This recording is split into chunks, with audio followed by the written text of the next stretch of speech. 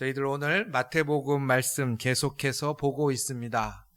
마태복음의 비유로 이어지는 이 말씀, 여러분들 마태복음을 읽을 때는요, 이 마태복음이 쓰여진 틀이 있습니다. 그 틀이 뭐냐면 똑같은 주제로 마태복음 이야기는 모여 있습니다. 예를 들어 마태복음 13장은 비유가 잔뜩 모여 있는데요, 그 13장은 다 천국 비유입니다.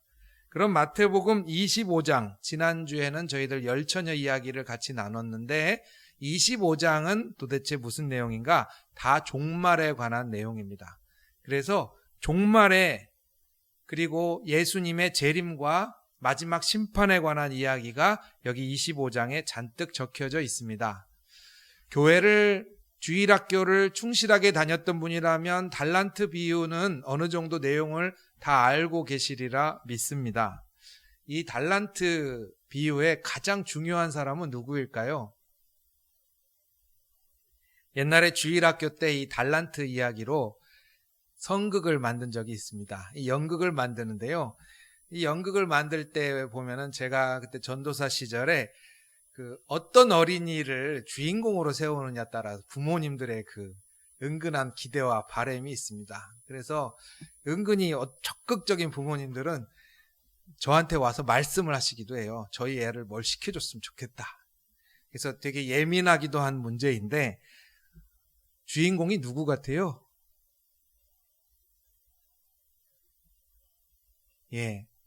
전 마스크 속에 다 보입니다. 주인공, 어떤 부모님이 와서 저한테 말씀하시더라고요.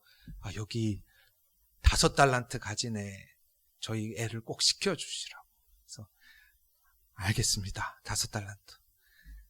또 어떤 분은 이렇게 저희 애 이거 시켜주세요 하고 얘기합니다. 근데 신기한 게요, 1달란트 가진 사람 시켜달라는 부모님이 안 계세요.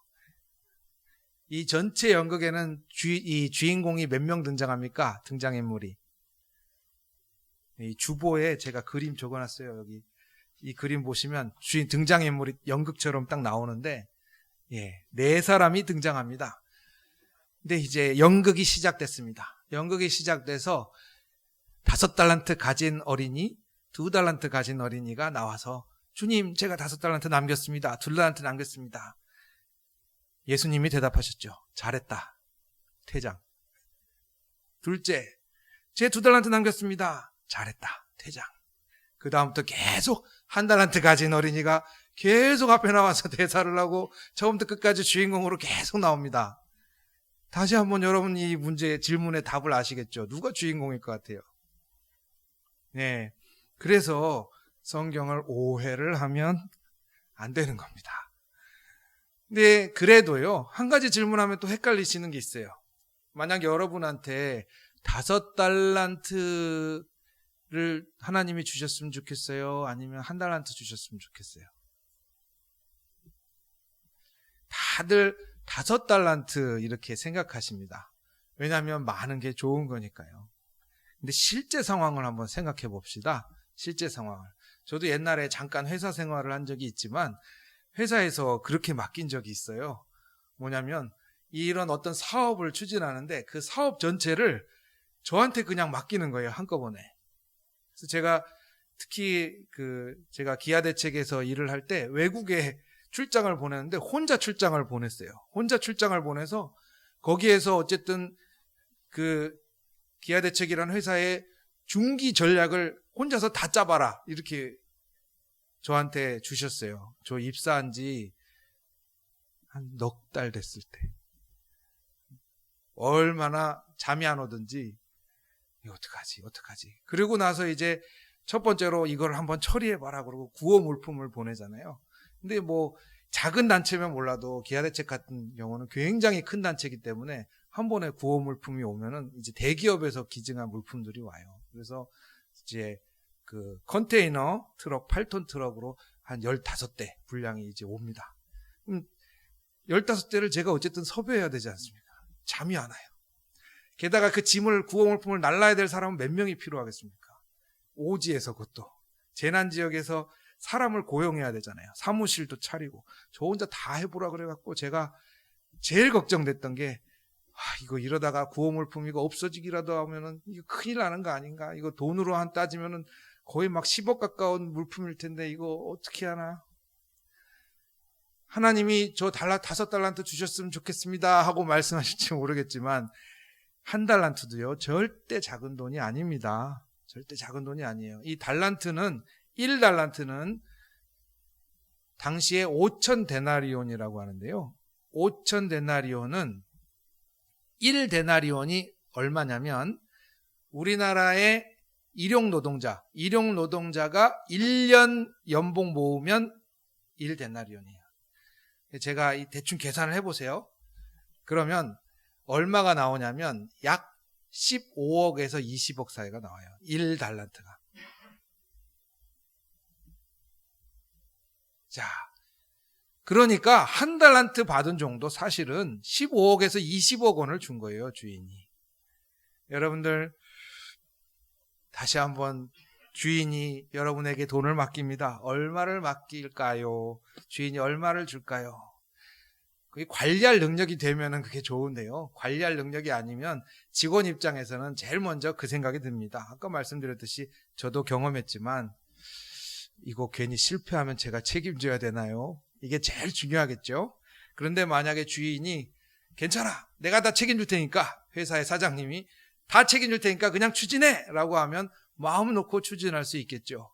그런데 우리 사장님은 꼭 자기는 아무것도 안 하고 추진하라 그래 놓고 책임은 나한테 다 지라 그런다. 그러면 어떻게 하겠어요? 최대한 제일 중요시 되는 건 이윤을 남기는 게 아니라 원금 보장을 찾겠죠. 여러분들이 투자할 때도 이거 수익이 얼마나 나요? 하는 분은 사실은 많지 않아요. 대부분은 원금 보장되나요? 내가 이거 혹시 돈을 넣어도 이게 원금이 보장되나요? 이게 중요한 문제죠. 지금 제가 꼭 일상생활 이야기처럼 하지만 지금 이 이야기는 달란트 이야기를 그대로 제가 지금 언어로 바꿔서 똑같이 재현해 드린 겁니다. 이 주인은 그래요. 15억에서 20억 가까운 돈을 맡긴 거예요. 1달란트.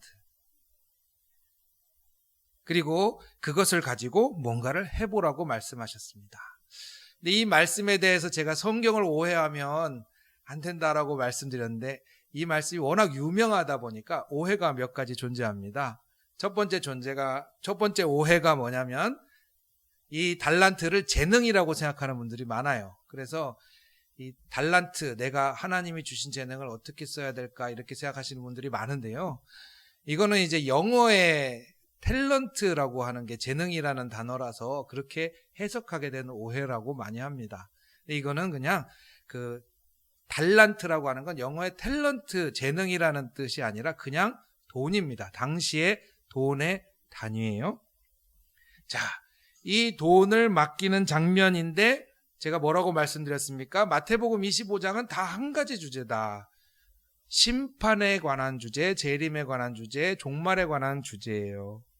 근데 이 이야기를 굳이 하는 이유가 여러분 성실하게 맡은 일 다 하세요. 성실하게 하나님이 맡겨주신 재능을 다 사용해서 하나님께 영광 돌리세요. 이 내용만 갖고 보기에는 너무 작아요. 실제로는 이 안에 숨겨져 있는 깨알같이, 저는 그 표현을 되게 좋아하는데 깨알같이 숨겨져 있는 것들을 하나하나 이렇게 찾아내보면 놀랍고 은혜로운 이야기가, 정말 이 이야기가 달란트 비유입니다. 오늘 이 말씀에는 1달란트 가진 사람이 주인공이라고 그랬죠. 5달란트, 2달란트 그냥 한마디 하고 퇴장하시면 돼요. 1달란트 가진 사람. 그런데 이 사람이 주인을 어떻게 보고 있는지가 정말 중요한 말씀입니다. 오늘 말씀은 정말 중요한 말씀.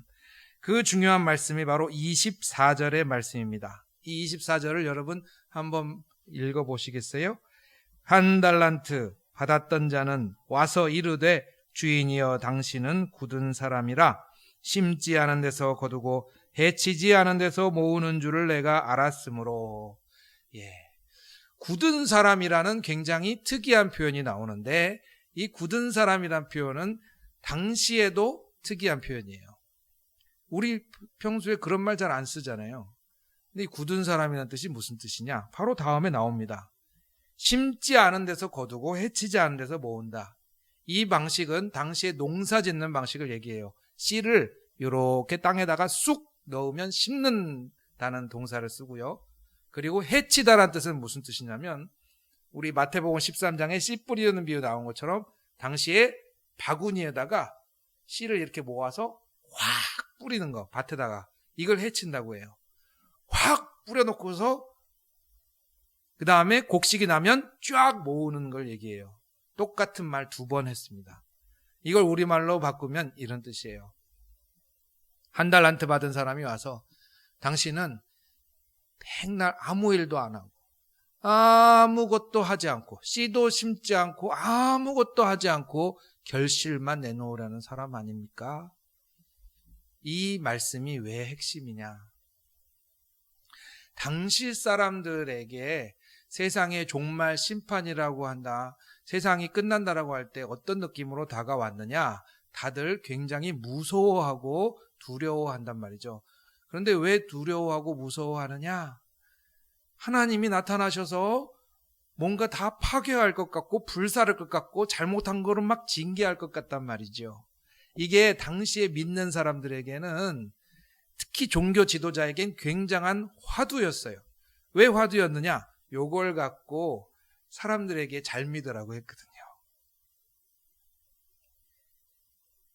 우리 그런 말씀 요즘엔 전하는 목사님 거의 없지만 옛날 저 어릴 때만 해도 주일날 빠지고 골프 치러 갔다가 세상에 이렇게 돼갖고 막 주일날 빠져서 11조를 내가 안 냈더니 세상에 사업을 했더니 그 11조만큼 딱 말아먹게 하셨다고, 이런 이야기를 많이 들어보셨을 거예요. 예, 당시에도 똑같아요. 굉장히 그 종말이나 심판이나 혹은 하나님 그러면은 굉장히 두렵고 무섭고 모든 것을 나에게 알고 계시는데 뭔가 매를 탁 때릴 것 같으니까 잘 믿어, 이렇게 겁을 많이 주었죠. 그런데 오늘 달란트에 나오는 이 종은요, 똑같이 그 얘기를 하고 있는 거예요. 이 말은 무슨 말이냐? 너 어떻게 살았냐? 라고 물어봤더니 이 사람이 얘기한다는 거죠. 하나님은 내가 살아생전에 한 개도 뭐 도와주시는 것도 없고 아무것도 안 하시다가 내가 마지막에 심판 때 나를 불러놓고 어떻게 살았냐고 왜 물어보십니까? 이 얘기예요. 지금 어떻게 보면은 솔직하고 인간적인 모습이에요. 그렇지 않습니까? 우리가 살아가면서 매번 하나님이 확확 부어주신다라고 말할 수 있는 사람이 몇이나 되겠어요. 그런데 다들 하나님 안 계신 거 아니야? 어떻게든 나 혼자 그래도 먹고 살아야 되니까 열심히 노력해야지, 하나님 없는 것처럼 막 열심히 살아가는데 심판, 종말, 그럼 아이고 나 먹고 살기 바빠 죽겠는데 무슨 심판 종말이야, 난 지금 어쨌든 내일 일이 당장 급해. 그렇죠? 이 사람 말이 똑같아요. 근데 이 사람 마음속에는 지금 어떤 모습이 있어요? 하나님을 굉장히 무서워하고 두려워하는 마음이 있어요. 사실은 하나님을 무서워하고 두려워하고 나한테 무슨 벌을 줄 것 같으니까, 무서워하고 두려워하고 벌을 줄 것 같으니까 지금 팍 하나님한테 얘기하는 거예요. 하나님, 살아생전에 나한테 요렇게 조금 주고, 남들처럼 많이 주긴 했으면 몰라, 요렇게 조금 주고 하나도 안 도와줘 놓고서 지금 마지막에 나보고 어떻게 살았냐고 정산하라 그러시면, 당신이 원래 그런 사람 줄 내가 다 알고 나는 그저 어떻게 살았다고요? 땅에 묻어놓고 아무 일도 없듯이 땅에 묻어놓고 살았다. 이 말씀 핵심이 그거예요. 우리가 신앙생활하는 동안에 사실 어떻게 믿어야 된다, 뭐 해야 된다, 말아야 된다, 이런 얘기는 정말 많이 듣고 사실 거예요.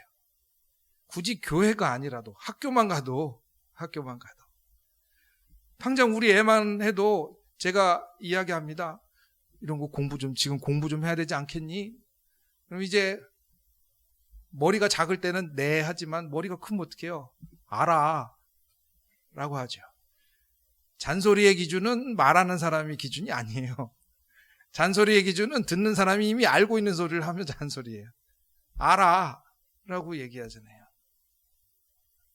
사실은 귀에 못이 박히도록 듣는 게 성실하게 살아라. 너 있는 동안에 똑바로 살고 이거 해라. 안 그러면 큰일 난다. 나중에 공부 안 하면 큰일 난다. 다 이렇게 하잖아요. 근데 어때요? 공부하라는 소리 안 들어본 분 여기 계십니까? 그런데 성적은 다 제각각이고요. 어쨌든 다 놀면서 사셨잖아요. 예, 각자 자기가 갖고 있는 능력을 발휘해서 짬짬이 노셨을 줄 압니다. 그래서 능력별로 성적이 조금씩 떨어져서 이렇게 다 평준화되고 서열이 생기고 그러죠. 여기 나오는 게 똑같아요. 하나님께서 굉장히 무섭고 뭘 하라고 굉장히 압박감 가운데 신앙생활을 했던 사람들이 태반이었고 일부러 그것을 굉장히 강조했지만 오늘 말씀은 정말 하나님께서 우리를 바라보시는 시각이 뭔가 여기 하나님이 누구냐면 주인이에요. 주인인데 우리 하나님이 우리에게 역정 내시는 부분은 너 왜 똑바로 못 살았냐? 너 왜 결실한 만큼 이만큼 조금밖에 안 되냐? 이 부분이 아닙니다. 이 말씀의 핵심은 뭐냐? 너는 왜 나를 모르냐라는 거예요. 너는 왜 나를 모르냐? 그게 지금 이 종이 욕먹은 가장 큰 이유입니다. 이 종이 욕먹은 이유는 하나님, 당신은 무척 두려운 사람. 내가 늘 기도하고 예배하지만 언제 와서 심판 때 나를 확 어떻게 할지 모르는 분. 이런 식으로 접근을 했기 때문에 마음속에 계속 뭐가 없어요? 마음속에 주님으로부터 받은 게 없는 거예요. 나만 계속 드리고 있는 거죠. 여러분들 오늘날 우리에게도 이 예배자가 한번 점검해 볼 게 있습니다. 내가 정말 하나님 앞에 드리면서도 마음이 늘 메말라가는 경우가 있는 것이죠. 그 경우는 많이 받지 못했다. 근데 많이 받지 못했는데 그러면 왜 나는 많이 받지 못했을까? 오늘 이 달란트 비유는 주님을 알아가는 것에서 은혜를 시작하도록 이끌어주고 있습니다. 그 은혜의 절정이 바로 심판인 것인데요. 주님을 알아가는 것. 당시에 우리 그리스도인들에게 가장 큰 힘이 됐던 건 하나님이 주인이시라는 건데 하나님이 주인이시라고 해서 5달란트, 2달란트 얘기하는 것처럼 내가 뭐 큰 부자가 된다거나 남들처럼 큰 권세를 누리면서 사는 게 아니고 오히려 굉장히 힘든 생활을 했잖아요. 신앙을 가지면서. 근데 그럼에도 불구하고 이 사람들이 왜 신앙생활을 했을까요? 그거는 우리 하나님을 알게 되고 내가 예수 믿는 게 너무 재밌고 기쁘기 때문인데 그 기쁨의 가장 큰 핵심이 바로 하나님이 나에게 완전히 다 주셨다라는 거예요. 하나님이 생명을 다하고 자기가 있는 모든 것들을 다 바쳐서 나를 구하셨다라는 그 감격이에요. 영화 중에 라이언 일병 구하기라는 영화가 있습니다. 이 라이언 일병 구하기를 제가 5초 동안에 말씀드리면 이겁니다. 아들이 4명 있는 집인데요. 다 군대 가서 3명이 죽었어요. 근데 한 명이 라이언인데 그 사람을 구해와라. 5초 동안에 영화 한 편을 말씀드렸는데 한 명 남은 아들을 구해와라. 5초만 더 주세요. 이 라이언 일병을 구하기 위해 한 분대가 파견됩니다. 10명 가까운 사람이 라이언 일병 구하러 갔는데 다 죽어요. 5초 동안에 마무리. 다 죽어요. 근데 곰곰이 생각해보면 영화 볼 때는 막 전투하고 막 싸우면서 막 감동되고 막 그랬어요. 그 아들 하나를 어머니한테 데려오려고. 근데 곰곰이 생각해보면서 제가 동심이 깨진다 그러죠. 동심이 팍 깨져버린 게 뭐가 깨졌냐면 군대 가서 깨졌어요. 군대 가서 뭐가 깨졌느냐. 이 라이언이 계급이 뭐냐면 일병이에요. 일병.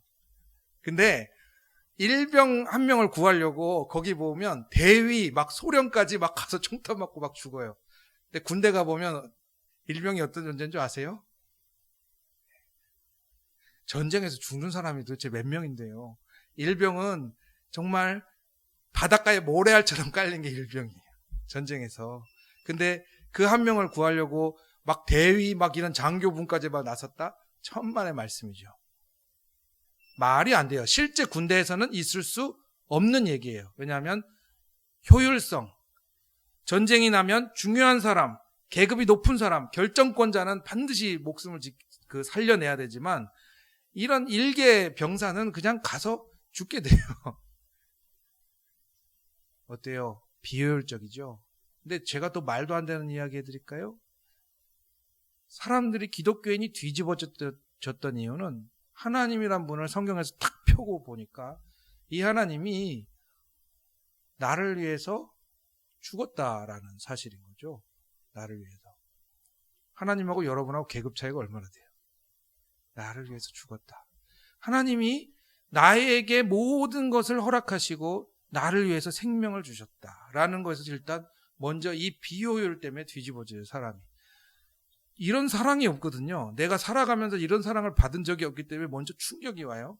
그 다음에 이걸 정말 믿어지면 믿어질수록 정말인가? 그러면서 점점 더 하나님이 나를 섬기고 계신다라는 사실을 알게 됩니다. 성경 전체가 그 이야기로 꽉 차 있거든요. 하나님이 나를 섬기고 계신다. 이 세상에 그 어떤 경전이나 종교가 신이 인간을 위해서 죽고 신이 인간을 섬기려고 종교를 만듭니까? 대부분의 이야기는 다 인간이 신을 섬기고 인간이 신한테 잘해야 되고 신의 마음에 신의 분노를 사지 않게 해야 되고, 다 종교는 그런 메커니즘인데요. 성경은 신기하게도 하나님이 죽었다는 이야기를 믿으래요. 자꾸. 여러분이 죽었다. 하나님이 죽었다. 나보다 위대한 분이 죽었다. 나를 계속 섬기고 계신다. 나보고 귀하다고 한다. 내가 필요한 것들을 주신다. 이걸 믿으랍니다.